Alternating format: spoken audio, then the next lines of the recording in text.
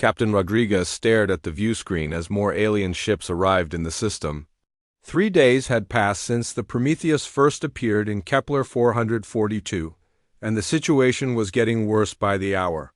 What started as a handful of crystal ships had grown into a massive fleet of vessels from different worlds.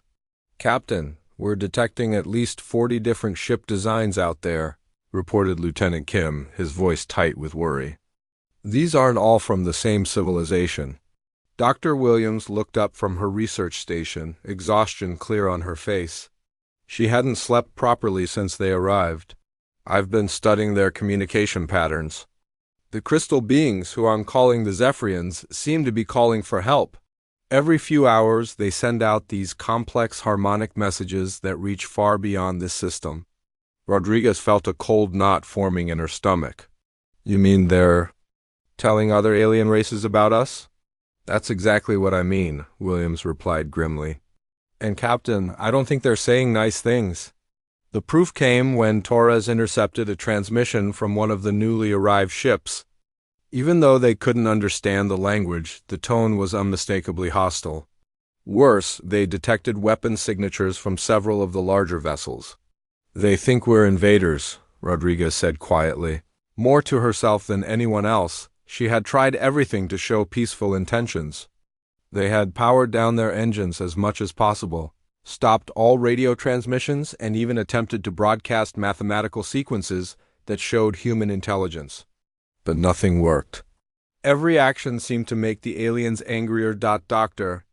Williams had made a horrifying discovery. The Zephyrians weren't just upset about the damage to their cities. Human technology itself was toxic to them. The electromagnetic radiation from the Prometheus's most basic systems caused them physical pain. Even their attempts at peaceful communication through radio waves felt like torture to these crystal beings. "It's like we're speaking with knives," Williams explained to the senior staff during an emergency meeting. "Every radio signal we send causes them agony. They probably think we're deliberately trying to hurt them." Commander Blake, the ship's security chief, was studying tactical displays of the alien fleet. "Captain, we're seeing some seriously advanced technology out there, those new ships that arrived yesterday. Our computers can't even figure out how they work. And the weapon signatures we're detecting could probably turn the Prometheus into dust in seconds," Rodriguez nodded grimly. The aliens weren't just angry. They were also far more advanced than humanity. If this turned into a fight, the Prometheus wouldn't stand a chance. But the worst news came from Chief Engineer Rodriguez, no relation to the captain despite sharing a last name. "Captain, I've been analyzing the electromagnetic disturbances our ship is causing. It's not just affecting the Zephyrians. Every species that uses crystal-based technology or bioelectric systems would be hurt by our presence." "How many species are we talking about?" Rodriguez asked, though she dreaded the answer. "Based on the ship designs we're seeing, probably thousands, maybe tens of thousands. We've accidentally declared war on half the galaxy just by existing." The revelation was staggering. Humanity had always imagined first contact as a moment of wonder and discovery. Instead, they had stumbled into a nightmare where their very existence was seen as an act of aggression. Things got worse when the alien fleet began coordinating their movements. The Zephyrian ships, with their flowing crystal hulls, moved in perfect harmony with angular metal vessels that looked like they were built for war. Other ships appeared that seemed to be alive, pulsing with organic energy that made the human crew deeply uncomfortable. "Captain," Torres called out urgently, "I'm detecting massive energy signatures approaching from outside the system. Something big is coming." On the view screen, space itself seemed to bend and twist. 3 enormous ships materialized, each one larger than anything humanity had ever built. They looked like floating cities, bristling with weapons and covered in armor that gleamed like black ice. "Dear God," whispered Commander Blake, "those things are the size of Manhattan." Dr. Williams was frantically scanning the new arrivals. "Captain, these ships are putting out energy readings that dwarf our entire fleet back on Earth. They're not just warships. They're planet killers." Rodriguez felt the weight of responsibility crushing down on her. She had led humanity's first journey to the stars, and now it looked like she might have doomed her entire species. The alien fleet surrounding them wasn't just angry about the damage to one planet. They saw humanity as a threat that needed to be eliminated. The largest of the 3 city-sized ships began broadcasting on frequencies that somehow bypassed the Prometheus's communication systems. The message appeared directly on their screens, translated into perfect English by technology that shouldn't have existed. Species of the vessel designation unknown. You have violated the ancient covenant of non-interference. Your aggressive expansion into protected space and your attacks on member civilizations mark you as a hostile force. Prepare to face judgment. The bridge fell silent. Rodriguez read the message 3 times, hoping she had misunderstood something, but the meaning was clear. The aliens didn't just think humanity was dangerous. They thought humanity was part of some larger invasion force. They don't understand, she said finally. They think there are more of us coming, Dr. Williams nodded slowly. From their perspective, we probably look like a scouting party. They're wondering where the rest of the human fleet is. Commander Blake was studying the tactical situation with growing alarm. Captain, if they think we're the advance guard of an invasion force, they might decide to strike first? And if they're as advanced as they appear to be? He didn't need to finish the sentence. Everyone understood the implications. If these aliens decided that humanity was a threat, they had the technology to reach Earth and eliminate the human race before anyone back home even knew what was happening. Rodriguez tried one more desperate attempt at communication. She recorded a personal message, speaking directly to the camera, trying to explain that humanity came in peace and that the Prometheus was their only ship. But when they attempted to broadcast it, the response was immediate and terrifying. Every alien ship in the system suddenly moved closer, their weapons powering up. The message that had been meant as a plea for understanding was interpreted as a threat or a taunt. Cut transmission, Rodriguez ordered, but the damage was done. The lead alien ship sent another message. Your deception confirms hostile intent. The Drakmori War Council has been contacted. Your species will face extinction before you can spread your poison further into civilized space. Rodriguez sank into her captain's chair, the full horror of the situation finally hitting her. Humanity's first contact with alien life hadn't just gone wrong. It had triggered something much worse. These aliens weren't just planning to destroy the Prometheus. They were planning to destroy Earth itself, and there was absolutely nothing she could do to stop them. Admiral Zaxler stood on the bridge of the Drakmori flagship, studying the tactical display showing the human vessel trapped in the Kepler 442 system. For over 300 years he had kept peace in this sector of the galaxy. Now, a single ship from an unknown species threatened to destroy everything he had worked to protect. The Drakmori were an ancient warrior race, but they had learned long ago that sometimes the greatest battles were fought before the first shot was fired. Zaxler had seen aggressive species rise and fall throughout his lifetime. The signs were always the same: rapid expansion, disregard for established territories, and technology that harmed other civilizations. Admiral, his tactical officer reported, the human vessel has been broadcasting electromagnetic radiation for 4 days. The Zephyrian colonies are reporting structural damage across 3 planets. The collective of Voss says the radiation is interfering with their neural networks. Zaxler nodded grimly.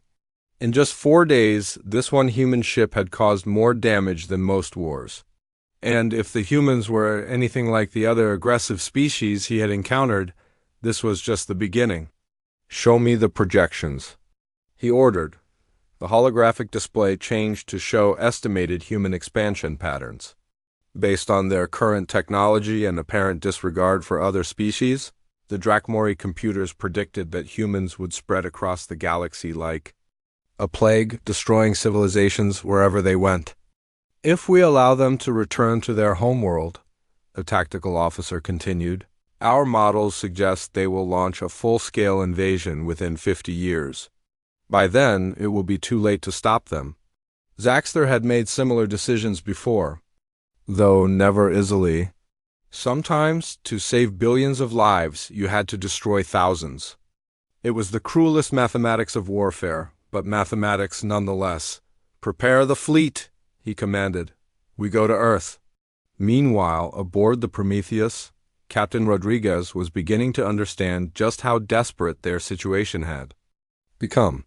The alien fleet had grown to over 200 ships, and the largest vessels were positioning themselves for what looked like an attack formation. "Captain," Dr. Williams called out, her voice barely controlled panic. "I've been analyzing their communications, and I think I've figured out what they're planning." Rodriguez turned to face her chief scientist, dreading what she was about to hear. "They're not just going to destroy us," Williams continued. "They're planning to attack Earth itself.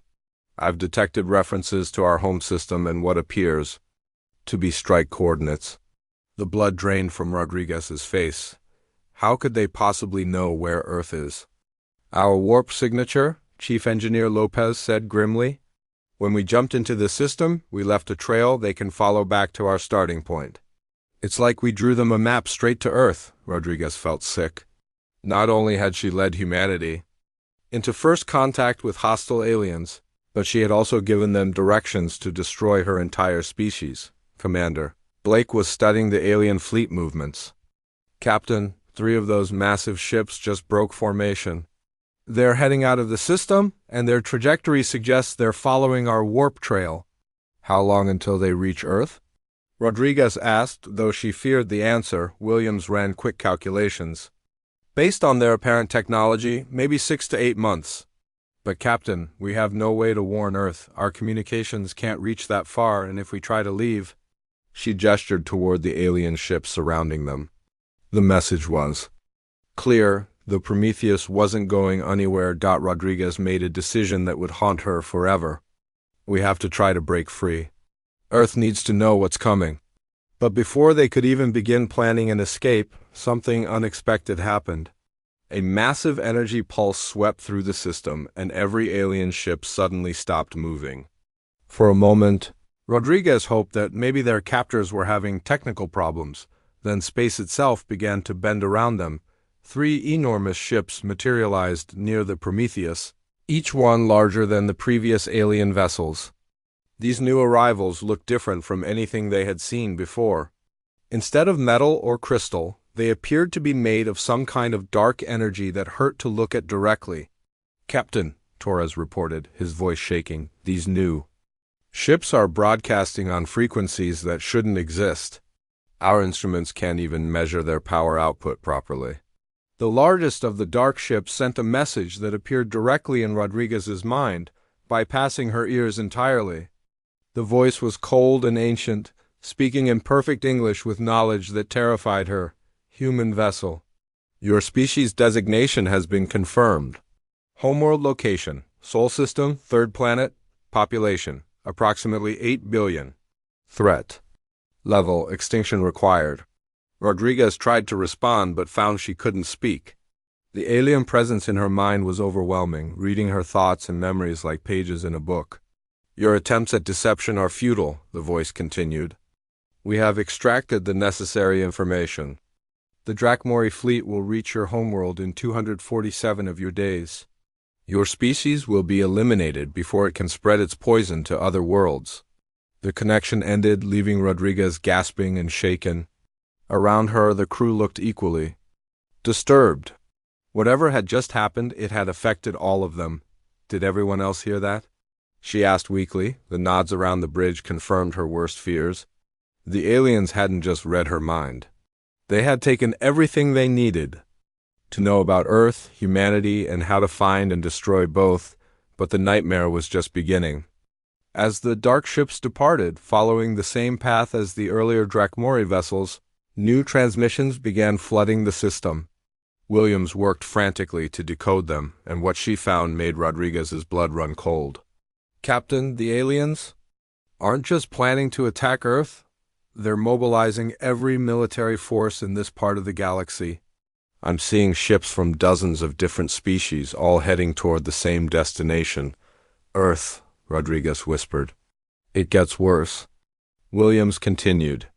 Based on these transmissions, the aliens have been preparing for something like this for thousands of years. They have protocols for dealing with what they call plague species. We're not their first rodeo.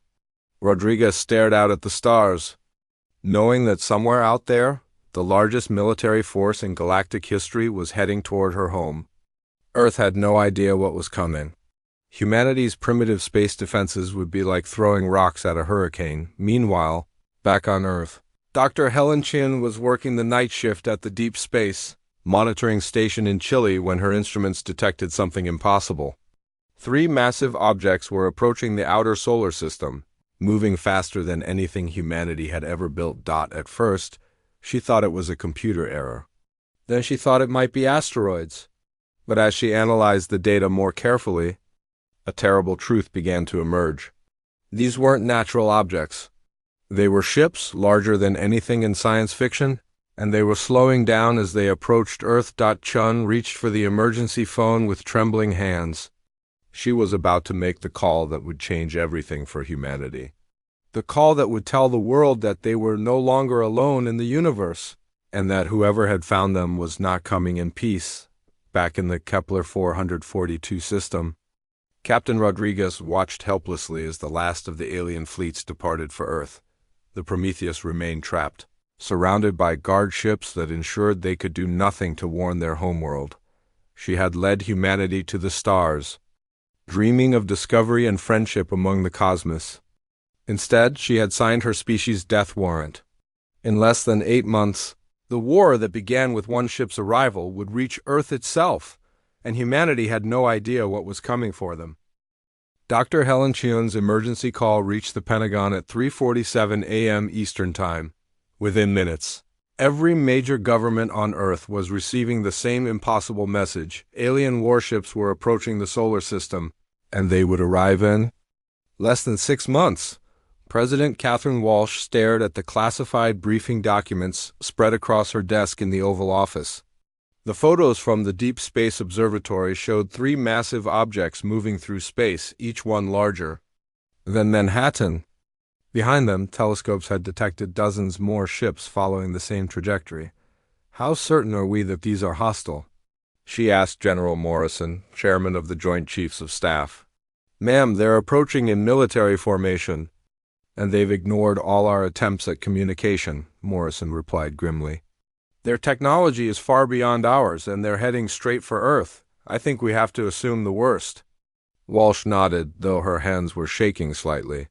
What are our options? Morrison pulled out another set of documents marked with the highest security classifications. Ma'am, there are things you need to know.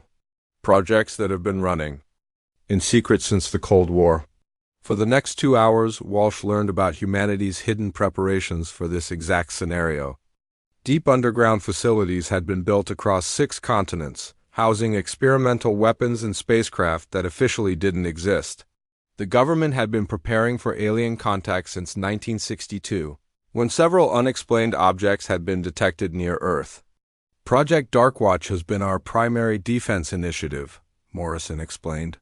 We have prototype fighters capable of space combat, AI-controlled defense networks, and weapon systems based on recovered alien technology. Walsh looked up sharply. Recovered alien technology? Yes, ma'am. We've had several encounters over the decades, small probes mostly. We've been reverse engineering their systems and developing countermeasures. Within 48 hours, the Emergency Earth Defense Coalition was formed. Every nation on Earth contributed what they could to humanity's survival. The secret was too big to keep hidden, and soon the entire world knew that alien invaders were coming. Admiral James Harrison found himself in command of humanity's hastily assembled space fleet. Standing in the war room buried 3 miles beneath the Colorado mountains, he studied the defensive plans that had been decades in the making. "Show me what we're working with," he told his staff. The holographic display revealed humanity's hidden arsenal, orbital weapons platforms disguised as space stations, fighter squadrons equipped with experimental propulsion systems, and most shocking of all, a network of AI-controlled ships that could operate without human pilots. The A's were developed from alien computer systems we've captured over the years, explained Dr. Rebecca Torres, head of the Darkwatch Science Division. They're designed to think and react faster than any human pilot could. Harrison studied the fleet readouts. Humanity had 247 combat-capable spacecraft, most of them built in secret over the past 30 years. It wasn't much compared to the alien armada approaching Earth, but it was more than anyone had expected. What about ground defenses? Harrison asked. Every major city has hidden defense turrets that can target spacecraft, Torres replied. We also have underground bunker networks capable of housing millions of people. The aliens might destroy our surface installations, but humanity will survive. But as the weeks passed and the alien fleet grew closer, it became clear that survival wouldn't be enough. Telescopes revealed that the approaching force wasn't just 3 ships. It was over 400 vessels representing dozens of different alien civilizations. This wasn't an invasion. It was an extermination. The first battle took place near Luna, Earth's moon. Admiral Harrison had positioned his best ships there, hoping to intercept the aliens before they reached Earth orbit. What followed was unlike anything in human history. The alien ships moved through space like living things, bending and flowing around human weapons fire. Their technology was so advanced that Harrison's tactical computers couldn't predict their movements. But humanity had one advantage the aliens didn't expect: desperation. All ships execute Plan Omega. Harrison ordered over the communication network. Plan Omega was something no civilized species would ever consider. Human fighters loaded with nuclear weapons flew directly into alien formations, detonating themselves to cause maximum damage. AI-controlled ships used kamikaze tactics that would have been unthinkable if human lives were at stake. The aliens were horrified by these tactics. In their thousands of years of warfare, they had never encountered a species willing to destroy themselves to hurt their enemies. The first wave of alien ships was devastated by human suicide attacks, but the victory was short-lived. The alien fleet adapted quickly, and their superior technology began to tell. Human ships were destroyed by weapons that tore apart their atomic structure. Others simply vanished, presumably teleported into deep space or other dimensions. Admiral Harrison watched from his command center as half his fleet disappeared in the first hour of combat. But humanity kept fighting with a savagery that shocked their enemies. "Sir, the aliens are requesting communication," reported Communications Officer Davis. "Put them through," Harrison replied. The alien voice that came through the speakers was filled with what sounded like disgust and confusion. "Human military commander, your species fights like rabid animals. You destroy yourselves rather than surrender honorably. This is not warfare, this is madness." Harrison leaned forward toward the microphone. "You came to our home to kill us all. What did you expect? A polite surrender? You violate every law of civilized combat," the alien continued. "Your AI constructs think and kill without conscience. Your warriors choose death over defeat. You use weapons that poison space itself." "Good," Harrison replied simply. "Maybe next time you'll think twice before attacking someone's home?" The communication ended, but Harrison could see on his tactical displays that the alien advance had slowed. They were being more cautious now, clearly unsettled by humanity's unconventional fighting methods. Meanwhile, 1,200 light-years away in the Kepler 442 system, Captain Rodriguez was witnessing something extraordinary. Several of the crystal ships guarding the Prometheus had received urgent communications from the battle near Earth.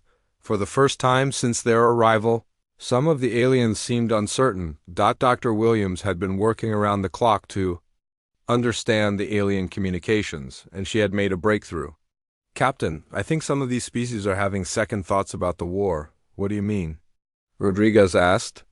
"The Zephyrians, the crystal beings whose cities we accidentally damaged, they're arguing with the other species. I can't translate it all, but it seems like they're questioning whether humanity is really as evil as they thought." Rodriguez felt a spark of hope for the first time in months. "Can we communicate with them?" "Maybe," Williams replied. "I've been studying their harmonic language. I think I can create a basic translation matrix. But Captain, we only get one chance at this. If we mess up again, ... double quotes Rodriguez understood. If humanity was going to survive, someone needed to make the aliens understand that this was all a terrible mistake. The problem was that every attempt at communication so far had only made things worse. But as reports reached them about the desperate battle raging near Earth, Rodriguez realized they had to try. Millions of humans were dying while she sat trapped in an alien prison.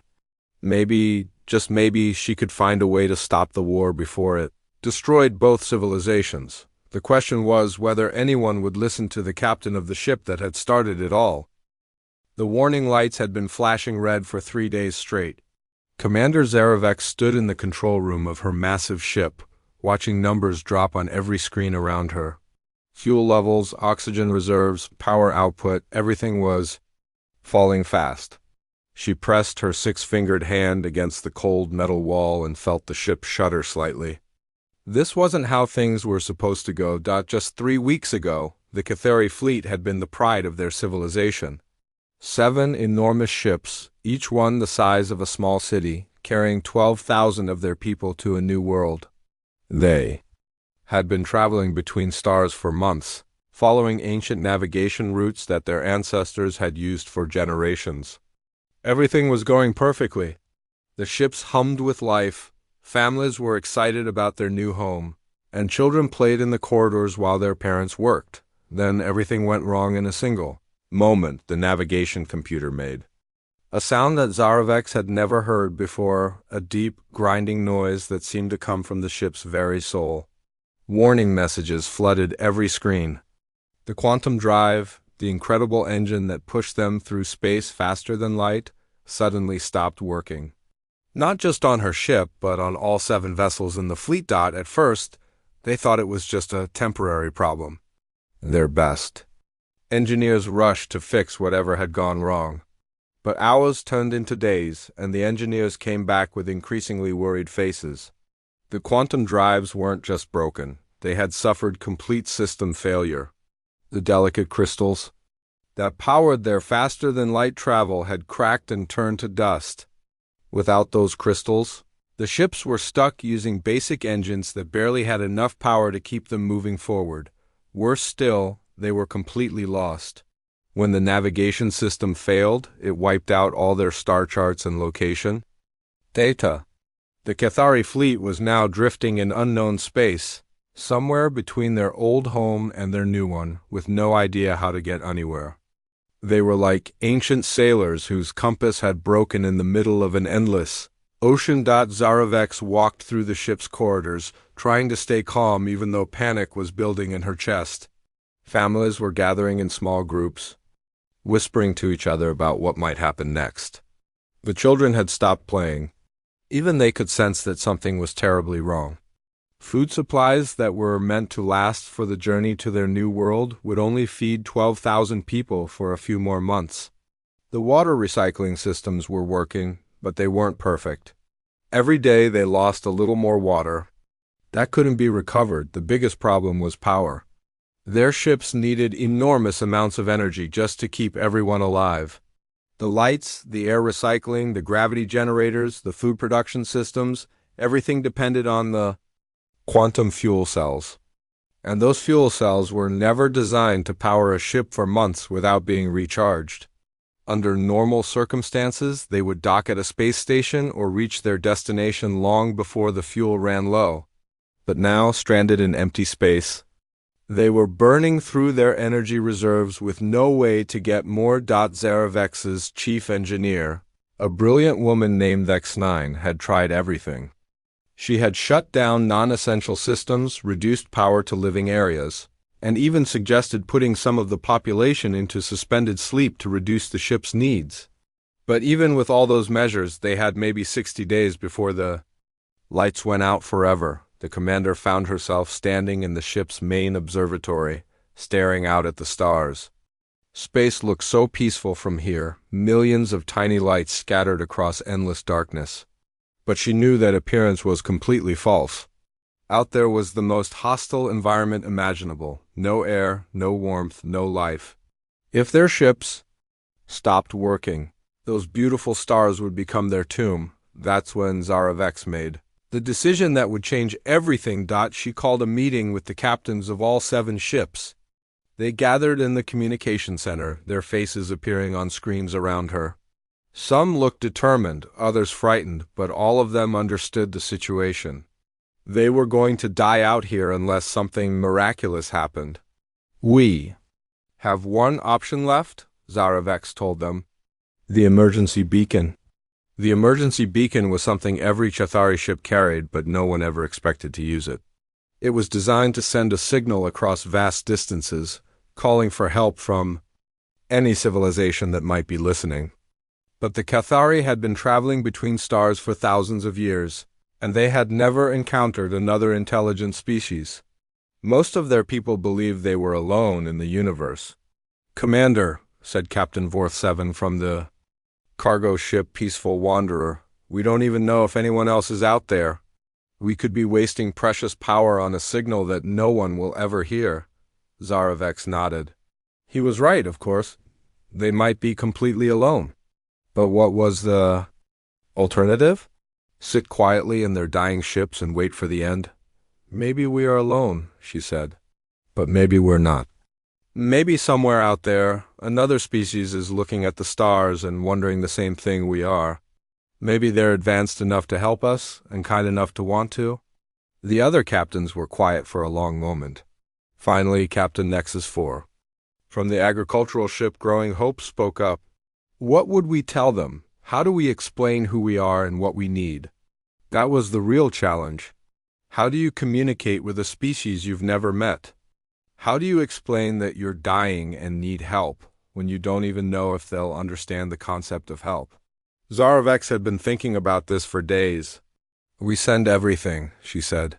"Our language, our mathematics, our star charts, showing where we came from and where we were going.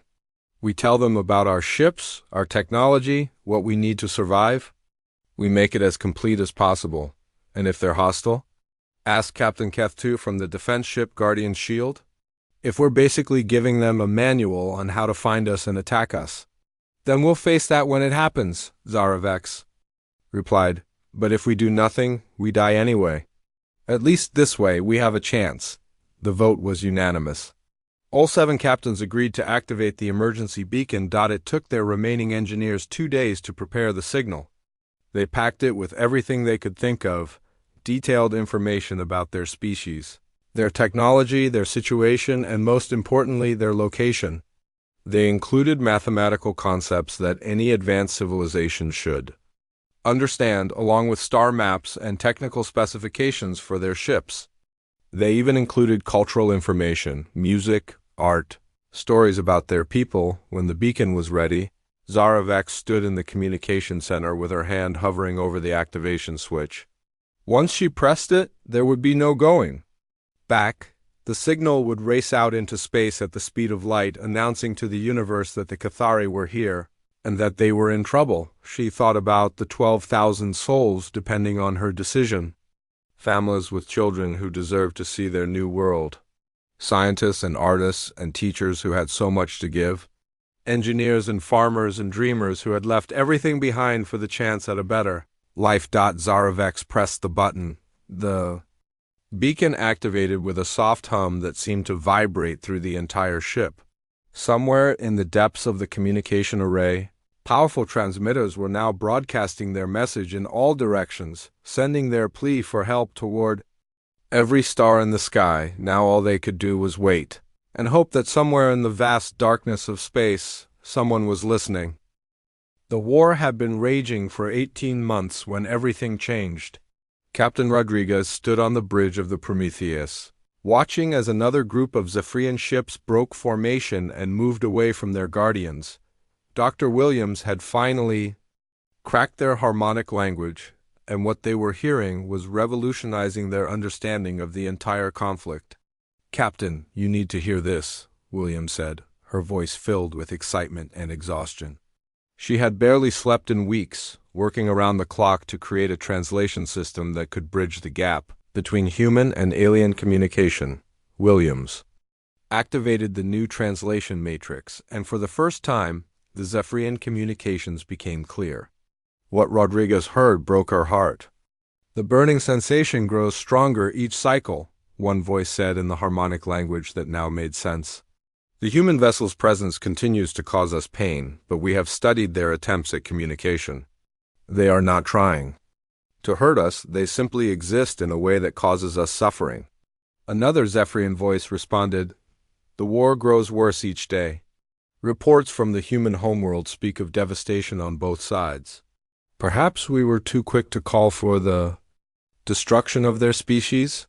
Rodriguez realized that the Zephyrians had been trying to understand humanity all along. They had been suffering in silence, enduring the pain caused by the Prometheus's technology, while attempting to determine whether humans were truly evil or simply incompatible with their biology. "Dr. Williams," Rodriguez said quietly, "can we respond to them?" Williams nodded and activated a carefully calibrated transmission system. For the first time in 18 months, humans and aliens would truly communicate. "Zephyrian vessels, this is Captain Rodriguez of the human ship Prometheus," she began, speaking slowly and clearly. "We understand now that our presence causes you pain, and we are deeply sorry. We came here seeking friendship, not to cause harm. Please, help us find a way to stop this war." The response came quickly, filled with what the translation matrix interpreted as surprise and hope. "Human Captain, you can understand our words? We have endured great suffering to study your communications. We believed you were trying to establish peaceful contact, but others convinced us that your pain-causing presence was intentional warfare." What followed was the most important conversation in galactic history. Through painstaking translation, Rodriguez learned that the Zephyrians had tried to welcome humanity when the Prometheus first arrived. Their harmonic songs had been attempts at greeting, not hostility, but the electromagnetic radiation from human technology had caused them agony, and their calls for help had been misinterpreted by other species as warnings of attack. Meanwhile, at Earth, the war had reached a terrible stalemate. Admiral Harrison's forces had fought with such desperate creativity that they had stopped the alien advance, but at a horrific cost. Mars' colony had been completely destroyed, along with most of Earth's orbital installations. Half of humanity's population had been evacuated to underground bunkers, living like refugees on their own planet, but the aliens had suffered too. Humanity's unconventional tactics had destroyed dozens of their ships and killed thousands of their people. The AI-controlled swarm ships had proven particularly effective, thinking and moving in ways that confused alien tactical computers. "Admiral," reported Communications Officer Davis, "we're receiving some kind of new transmission from the alien fleet. It's different from anything we've heard before." Harrison was exhausted from months of constant battle, but he forced himself to focus. "What kind of transmission?" "It's harmonic, sir. Like music. And our computers are saying it might be an attempt at communication rather than another attack signal." Harrison had given up hope of peaceful resolution long ago, but something in this new transmission made him hesitate. After 18 months of war, why would the aliens suddenly try to talk? The answer came from an unexpected source. Captain Rodriguez's voice crackled through space, transmitted by Zephyrian communication networks that could reach across hundreds of light years instantly. "Admiral Harrison, this is Captain Rodriguez of the Prometheus. I know this sounds impossible, but I'm transmitting from the Kepler 442 system with the help of our former captors. We've made a breakthrough in communication, and I think we can end this war." Harrison almost didn't believe it. Rodriguez and her crew had been presumed dead for over a year, but the voice was unmistakably hers, and the technical details she provided proved she was really alive. "Captain, we're in the middle of fighting for humanity's survival here," Harrison replied. "What kind of breakthrough are you talking about?" "The whole war is based on a misunderstanding," Rodriguez explained. "The aliens weren't trying to invade or destroy us. They were trying to protect themselves and other species from what they thought was an attack. Our technology hurts them, Admiral. Just by existing near them, we cause them physical pain." Harrison felt the weight of 18 months of warfare pressing down on him. "Captain, they've killed millions of our people. They destroyed Mars' colony. How is any of that a misunderstanding? Because they thought we were doing it on purpose, Rodriguez replied. They thought our electromagnetic radiation was a weapon, and our attempts at communication were psychological warfare. They were defending themselves against what they believed was a deliberate attack. The revelation was staggering. The largest war in galactic history had started because neither side could understand the other. Humans had accidentally caused pain and damage simply by existing, while aliens had interpreted every peaceful gesture as an act of aggression. But understanding the cause of the war didn't automatically end it. Too much blood had been spilled on both sides. Too many people had died. The alien coalition was fractured, with some species calling for continued warfare while others pushed for peace. It was Dr. Williams who found the solution, working with Zephyrian scientists through the translation matrix. She developed a new type of shielding technology that could prevent human electromagnetic radiation from harming crystal-based life forms. It's not perfect, she explained to Rodriguez, but it reduces our electromagnetic signature by about 90%. We could coexist with most alien species if every human ship and colony was equipped with these shields. The proposal that emerged from weeks of desperate negotiation became known as the Treaty of New Geneva. Humanity would be accepted as a provisional member of the Galactic Council, but with strict conditions that would prevent future accidents. Earth would remain under alien monitoring for the next 100 years. Human expansion into space would be limited to specific sectors where their technology wouldn't harm other species. All future first contact situations would require galactic oversight and approval. Most difficult of all, humanity would have to accept responsibility for starting the war, even though it had been accidental. They would pay reparations to the damaged Zephyrian colonies and help rebuild the civilizations that had been hurt during the conflict. Admiral Harrison found the terms hard to accept.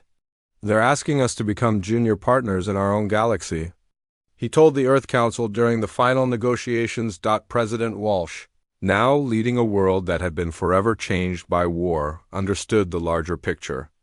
Admiral, the alternative is the complete destruction of our species. These terms give humanity a future, even if it's not the future we dreamed of. The treaty was signed aboard a neutral station constructed at the edge of human space. Captain Rodriguez became humanity's first galactic ambassador, though she carried the weight of knowing that her arrival in the Kepler 442 system had triggered the entire conflict. The Prometheus was converted into a memorial station, orbiting at the boundary between human and alien space. It served as a reminder of how first contact had gone wrong, but also as a symbol of hope that understanding could emerge from even the worst misunderstandings. Rodriguez often stood at the observation deck of the memorial station, looking out at the stars that now held both allies and former enemies. The galaxy was vast and filled with wonders beyond human imagination, but it was also fragile. One ship's arrival had nearly destroyed two civilizations. Humanity had survived its introduction to the galactic community, but the price had been terrible. They were no longer alone in the universe, but they were also no longer free to explore it without consequences. Every step into space would now be watched, guided, and controlled by species far older and more powerful than themselves. The war that started with one ship had taught humanity the hardest lesson of all. In a galaxy teeming with life, every action echoes across the stars, and sometimes those echoes return as thunder.